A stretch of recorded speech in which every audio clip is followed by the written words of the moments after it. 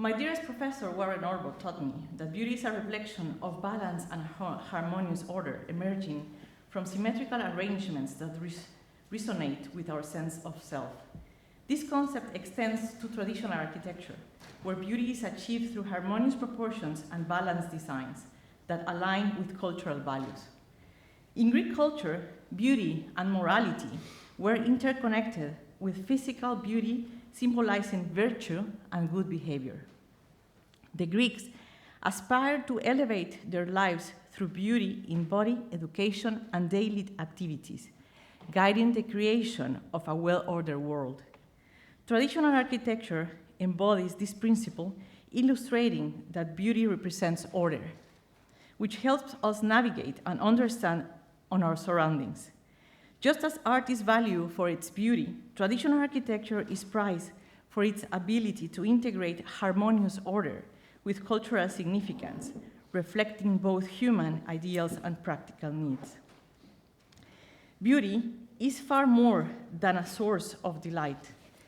It is a fundamental aspect of human existence.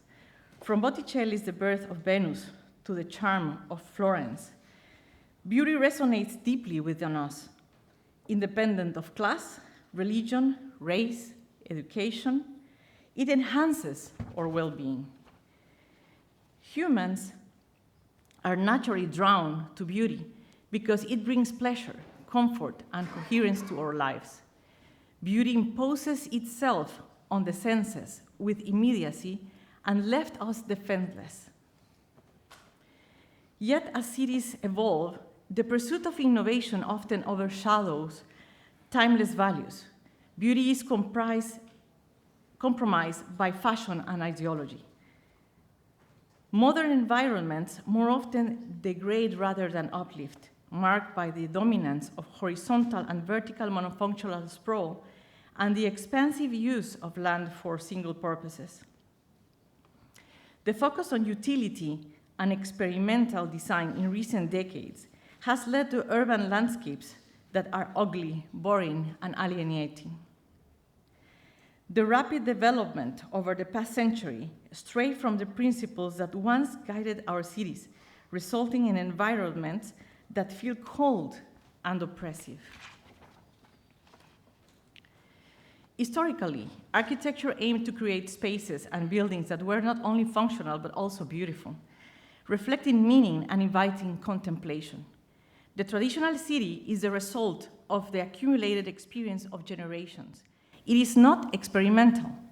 The traditional city is the most successful model we have today, and it has proven to be so over time because it responds to a deep understanding of human needs.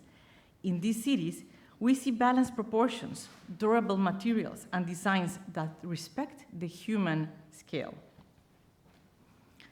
Traditional cities show recurring patterns across different scales and historical periods, maintaining a consistent form and structure. For instance, Ragusa in Sicily, built over nearly 2,400 years, from ancient times to various eras, exemplifies how fractal qualities evolve harmoniously across different periods. This evolution reflects an understanding of beauty through integrity, which each building, while unique, contributes to the city's overall order and adapts to its natural environment. Elements like roof slopes and building ornaments are tailored to local conditions and cultural contexts. Patterns in architecture, even without ornamentation, use principles like rhythm and proportion to create visually pleasing and coherent structures. Repetition of these patterns in streets and neighborhoods form an harmonious whole, while too much repetition becomes monotonous. Too much variety causes confusion. Historical urban fabrics result from centuries of design evolution, where successful practices were refined and negative patterns discarded. This familiarity with complex symmetries is why we feel a natural affinity for historic city centers, which often showcase the best in design and structure. These principles, known before modernism, explain why traditional buildings continue to captivate us with their timeless beauty. The Vitruvian triad of beauty, firmness, and utility, principles guiding architecture for centuries, ensured that cities were harmonious and enduring.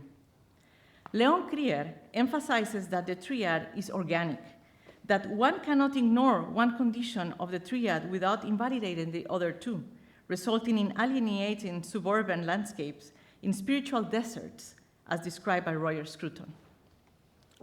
For a century, architecture has broken the Vitruvian triad by relegating beauty from its central role, while the shift toward functionality and efficiency marked a radical departure from previous architectural traditions. Roger Scruton argues that the modern world has rejected beauty, resulting in the presence of ugliness around us and a feeling of disconnection and separation of nature. A reasonable estimate based on accelerated urban growth, technology, and mass construction from the 20th and 21st century indicates that new constructions carried out in the last 100 years have already doubled what was built in the previous 2,500 years. Despite the breathtaking natural landscapes and the rich architectural heritage of the Mayas and the Spaniards in my beautiful country, Guatemala is not spared from the degradation we experience today. Against this backdrop, Ciudad Cayalá stands as a beacon of what is possible when vision, tradition, and thoughtful planning converge. This new town, which continues to grow, is situated on a plateau 4 kilometers east of the historic center of Guatemala City. In a previously underutilized area, once used as cattle pastures, Ciudad Cayalá is a city within the city, integrating within walking distance all daily and weekly activities of an urban community. Cayalá has transformed into a vibrant, integrated community, blending residential, commercial, and recreational spaces. It serves already as a new city center for the wider suburban area that surrounds it. Guided by the principles of new urbanism and designed by Leon Krier and Estudio Urbano, Cayalá embodies the Vitruvian ideals of beauty, strength, and durability.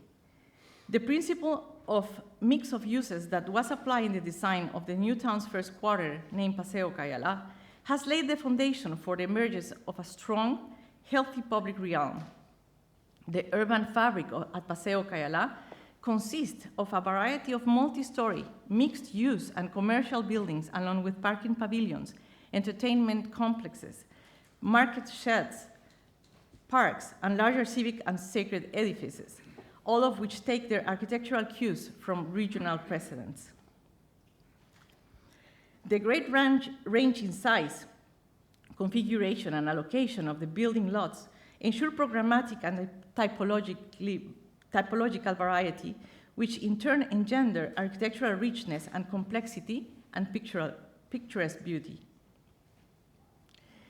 The buildings that make up the urban fabric and the public edifices are differentiated through contrasting scales and in their diverse architectural and decorative articulation. Both the urbanism and the architecture respond to the local climate, topography, and regional building traditions. Civic buildings and public gathering spaces are designed to reinforce a sense of community and identity. The intention has been to create a beautiful, pleasant, and secure place for residents, for all Guatemalans to visit and enjoy for generations to come. At Paseo Cayalá, small urban blocks, a building height limit of 3 or 4 stories, and a walkable network of streets and boulevards introduce the concept of a shared pedestrian and vehicular realm. Welcoming public spaces are carefully integrated and connected to promote social interaction among residents and visitors alike. Lofty arcades, loggias, and roof terraces line the principal streets and squares and take advantage of the Guatemala's year-round temperature weather, which is fantastic. Civic buildings carefully adapt classical forms and principles from Guatemala's enduring Mayan and Spanish architectural languages and building typologies. They are also given greater formal richness and monumentality, in contrast with residential mixed-use and commercial buildings of the private realm. Like the private buildings, they are typically plastered with trim and moldings of stone. A consistently civic scale use of a formal architectural vocabulary and richness of materials allows Paseo Cayalá public edifices to stand out against the surrounding buildings and serve as visual points of reference and orientation, emphasizing the primacy of the public over the private and the sacred over the secular. The most significant buildings have been strategically positioned to command views of key public spaces and important vistas. This is the Azaria Civic Center, designed by Richard Economakis, which was inspired by Spanish and indigenous architectural forms, creating a distinctive identity and fostering a strong sense of belonging. Far in the distance, you can see the bell tower. The Church of Santa Maria Reina de la Familia has been an important feature of the master plan of the new town of Cayalá since the first stages of design. Employing classical principles and forms, it stands as a pivotal element in Ciudad Cayalá, addressing the absence of the sacred in modern developments. Strategically positioned at the heart of the community, it overlooks the main plaza, symbolizing the primacy of the sacred over the secular. Its imposing structure, rich in architectural details and prominent domes, dominate the skyline. It is elevated on a central platform toward which all main streets converge. It serves as a visual and spiritual focal point. The dome and its lantern are crowned by a cross that is visible from every street. Santa Maria Reina de la Familia transcends our visible reality, opening a doorway to the transcendental and creating a space for encountering God. It does so without dividing the world into two separate and uncommunicable parts, sacred and secular, but rather allows both to coexist in an essential dynamism of divine manifestation. Roger Scruton argues that the experience of the beauty calls us to the presence of the divine. Plato wrote, "Beauty is a sign of a higher order. By contemplating beauty with the eye of the mind, you will be able to nurture true virtue and become a friend of God." Although entrusted to different architects, these buildings have been designed to work collectively as good architectural neighbors. Taken together, the structures represent variety with unity. Cayalá design reflects the fractal complexity found in the most beautiful traditional towns. The architecture features repeating elements at various scales, from detailed facades to larger urban layouts, creating an harmonious and inviting environment. Public spaces, including plazas and arcades, are thoughtfully designed to encourage social interaction and community engagement, countering the isolation common in modernist environments. The city's layout emphasizes walkability and mixed-use neighborhoods, creating a sense of intimacy and connection. We are creating an appropriate space and environment to revive cherished traditions, such as the Corpus Christi procession, and celebrate their beauty and their significance. This human-centered approach stands in stark contrast to the impersonal, car-dependent planning of conventional modern developments. The success of Cayalá extends beyond its aesthetics by creating a desirable place to live, work, and enjoy. Cayalá has attracted residents and businesses, generating economic activity and fostering a sense of community pride. Its emphasis on beauty and coherence has made it a model for future urban development in Guatemala and beyond. Ciudad Cayalá illustrates the transformative power of restoring beauty in architecture. It demonstrates that cities can be functional and inspiring, enhancing the human experience while reflecting cultural heritage.